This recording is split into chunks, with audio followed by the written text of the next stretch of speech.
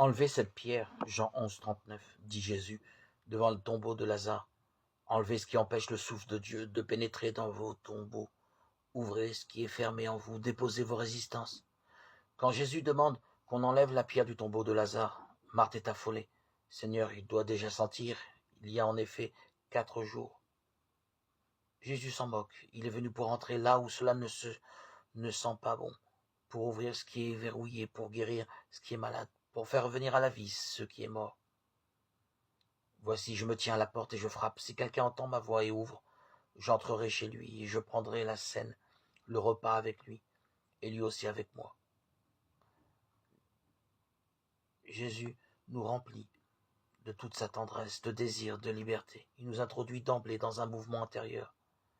Comme toujours, c'est Dieu qui a l'initiative, c'est le Christ, l'Esprit qui frappe à la porte. Le Christ cherche à être accueilli par l'être humain d'une façon tout à fait spéciale, pour vivre une relation de proximité inattendue, inconnue. L'Esprit cherche à entrer pour féconder, remettre en ordre, restaurer, unifier. Désirons de tout notre être la venue de l'Esprit, car nous savons, même si nous ne l'exprimons pas, qu'il y a en nous un manque, une béance, qui est, en fait, le désir de connaître Dieu, quel que soit le nom que nous lui donnons. Il y a une attirance profonde entre notre être et l'Esprit est impatient d'entrer et de remplir sa fonction, et notre chair est assoiffée. Entendons-nous frapper à la porte de notre être? Ouvrons-nous la porte? Ou sommes-nous à la périphérie de nous-mêmes, coupés de notre source?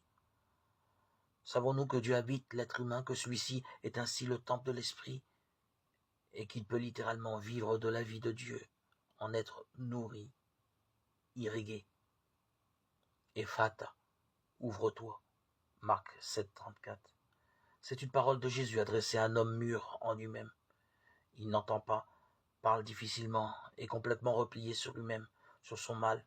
Jésus lui met les doigts dans les oreilles et crache, lui touche la langue et lui dit Ephata, c'est-à-dire ouvre-toi. Aussitôt ses oreilles s'ouvrirent, sa langue se délia. Marc 7, 34, 36.